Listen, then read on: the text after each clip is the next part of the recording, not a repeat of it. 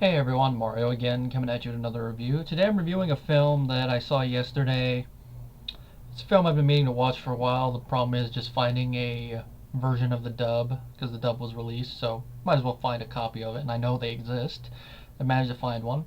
The film is Dragon Ball Z Fukatsu no F, translation Resurrection F, which is the 19th Dragon Ball film. It came out earlier this year, both in Japanese and in English dub. I didn't manage to see the dub in theaters like I did with Battle of Gods, but I have to say it was fine just watching it at home. I can say honestly I did enjoy it. I think I might have enjoyed it a little bit more than Battle of Gods, but then I'd have to rewatch them back to back to see which one I like better.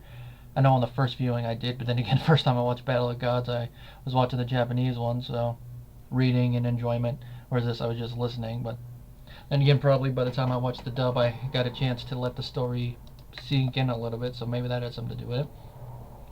Anyway, the film was praised upon its release. It has a 8.0 on IMDb, which is a very great score for a film on that website, because there's hardly any movies that have scores that high.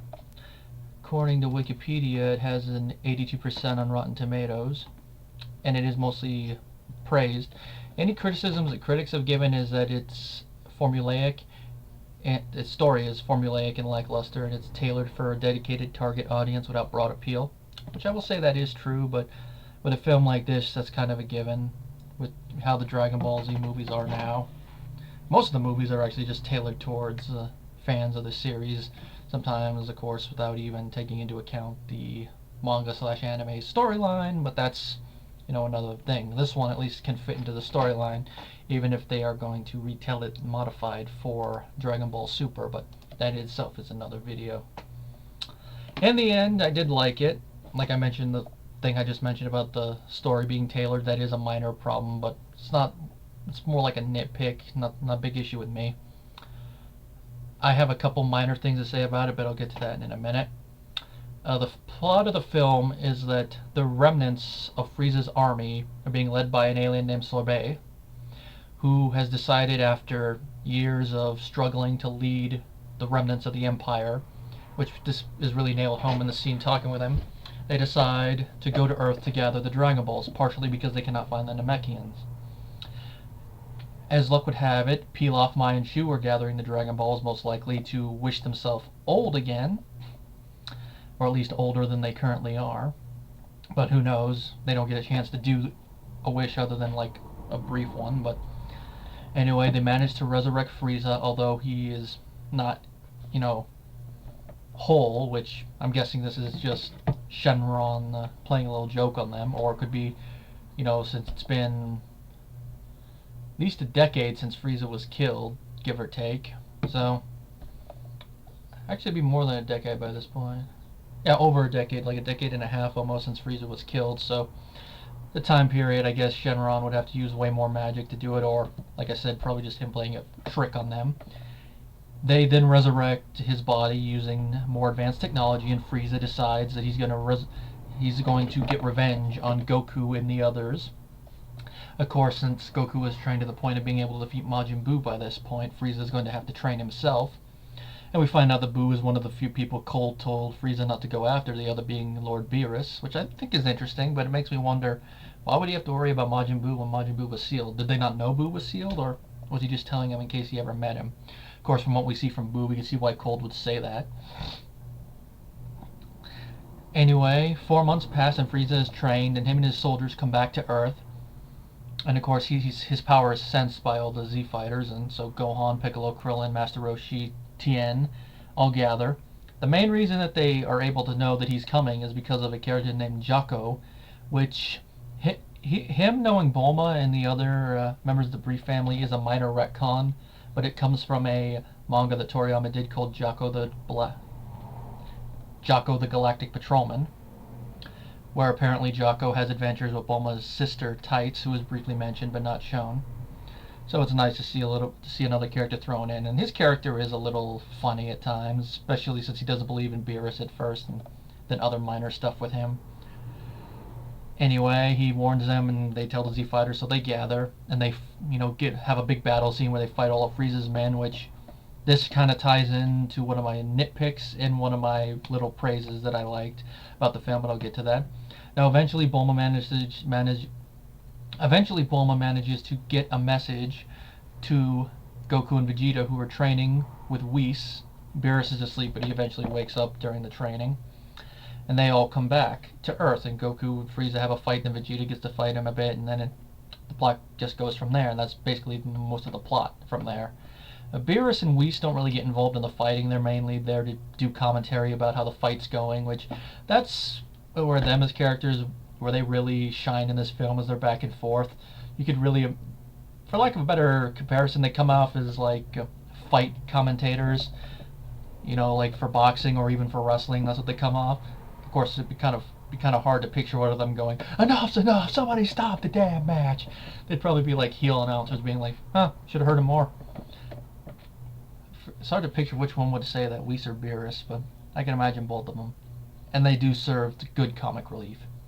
The rest of the characters, Bulma, she does a good job doing what she normally does, although, is it just me, or does her design look a little bit younger than she's supposed to be? I mean, she's supposed to be in her 40s. She looks more like she hasn't aged a bit. Did she really do what her manga counterpart said she was going to do and wish for Shenron to make her younger? Or did she do something else? The rest of the characters, Goku, Vegeta, they know normal stuff what we expect from them at this point, especially involving their little argument thing. With Vegeta, I do like that they mentioned that he does hate Frieza because of what he did to Planet Vegeta. And of course that hate hasn't subsided. It's probably matured a little bit because of all the changes that Vegeta's had as a character since he last saw Frieza. He's not the cold-hearted character he was before.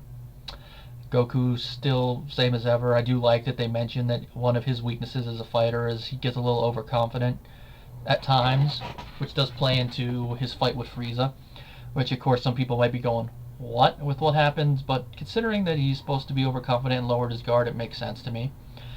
Gohan and Piccolo, they have some good moments in there, but then there's also a couple moments where it's like, what? Which will tie into my complaint in a minute.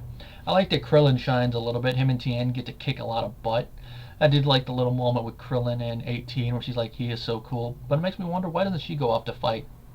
Does she just not have the urge to fight, and the only reason she wanted to even fight in the Android Saga being the programming with Goku and then being forced to fight?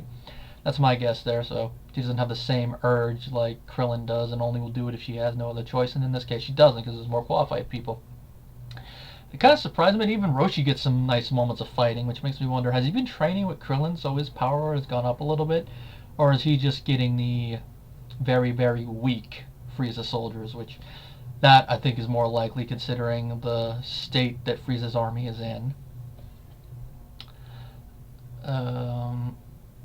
Even Jocko shines a little bit in the fight. The only thing is we don't see Trunks and Goten in the fight, which they mentioned in the story, but I think it would have made sense for them to show up, but then again they might have gotten hurt like Gohan did. The design of the Super Saiyan God Super Saiyan, I don't mind it. It's simple, but then again, of course, it's just Super Saiyan with a different color hair. I mean, that's something even Frieza points out in the movie. In the dub, he says, what is this, Super Saiyan with blue hair dye? I think it's simplistic, more so than the design they wanted to do for the original Super Saiyan God, which that would have been a little bit too weird. I mean, Super Saiyan God original is just, kind of like a Kaioken in its look, but slightly different, whereas this, it actually is Super Saiyan, just slightly different as well. Simple sometimes is better, and I think that works here. Though it does make me wonder, because Goku and Vegeta are now tapping into the God Ki on their own, which it's not really explained how Vegeta does it, but I'm going to guess that, training with Whis, they probably figured out a way for him to do it too. Makes me wonder, are they able to do normal Super Saiyan and Super Saiyan 2 anymore, or do they have to... Can they switch back and forth between using God Ki and using normal Ki, or are they just stuck using God Ki now? It's a question I hope Super answers, because it's a little curiosity thing I was wondering at points in the film. It'd be nice if they could switch between them, because that makes sense, at least for me. Now, there's a few minor things I must mention. One, and this is a complaint that seems to be, rampant throughout the fan base, just from what I've read, How was Frieza able to get so strong in just 4 months? I mean, if it was at least a year, it would make a little bit more sense, even if Frieza is supposed to be a prodigy. But 4 months doesn't really make a lot of sense, unless... Now, for the unlocking the form, and the form being a big boost, that I can get. Being able to compete with a Super Saiyan God, Super Saiyan, even if even if Goku and Vegeta are both holding back a little bit in the form, and of course Frieza's form having the weakness that his 100% power did as well. How is he able to get that strong? And another little annoying thing is how much stronger his normal base form seemed. I mean, if at one point he just one-shots Gohan. Granted, Gohan's practical skills have slipped since the last time he's fought, probably at least a serious fight. He should still have a good majority of his power. Part of this depends on whether you think that the Elder Kai unlock thing would go away or not. I personally think it wouldn't, but that's just my theory on it until something else is shown. Here, he just one-shotted, so there's not really an answer one way or another on if it does or not. But being one-shotted by Frieza in his base form, that is a little bit too big of a power increase, even if Frieza is a prodigy of his race. Now, if he did it in like his second, third, or even final form, it would make a lot more sense. More so his final form, but the only way I could see him being able to do it is if he caught Gohan off guard and Gohan's power was lower to the point that first level Frieza could one-shot him. Which, considering how they were acting when they sensed Frieza, I don't think that would be the case. But then again, Gohan seems a lot more relaxed than his dad does at times, so maybe that's the case. But it just would have made much more sense if he did it after he transformed, or if he transformed when he first arrived on Earth. Which would make sense considering the whole thing about how he hates Super Saiyan, so it would make more sense for him to be in his final form when he arrives on Earth, but that's just me. Then of course it'd be like, then we wouldn't have the final form from the start moment, but then again it could have been the 100% power from the start, and he at least learned how to control it to where it doesn't do the same strain. And then of course Piccolo being all fearful of him, that I can understand to a point, but considering that what level Piccolo has been at since the Android Saga, which it's debatable where he is. I lie in the camp where I think that his power was around a semi-perfect cell, if not stronger. Maybe even at the perfect cell suppressed level. But there's not really a lot of indication of how strong he is. He's more of a fighter whose greatest quality now is his mind, but even with that, he shouldn't be afraid of Frieza like that. And then having one of his minions giving him super hard trouble, like one of them did, that I call a little bit of BS on. It's just Gohan and Piccolo being nerfed. That's my little complaint with it. But it is kind of balanced out by the humans at least getting a chance to shine. So, it's a little balanced thing. And I think the whole Gohan thing has to do partially with I'm guessing this might be more of a Japanese fan thing than a American fan thing. But, and also maybe partially Toei and the publishers not wanting Gohan to replace Goku as the hero, which I can understand that, but I think that might have been a better ending for Dragon Ball originally, but that's a different hill to die on. I think that has to do a little bit with Gohan being nerfed, but it's also probably in the movie at least a chance to show off Frieza's new power. But other than that, I have to say I really did enjoy the film. What would I give it as a rating? At least a 4 out of 5, because it is a fun time. Like I said, that one little issue is a nitpick, and then, the story being nothing original, and it being, for lack of a better term, it is kind of a fan service film.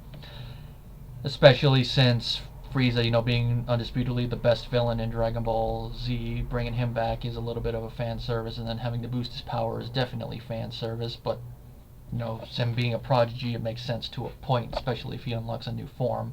Which makes me wonder, would his father and his brother, if you consider Cooler to be canon or not, or potentially could exist, could they unlock the form?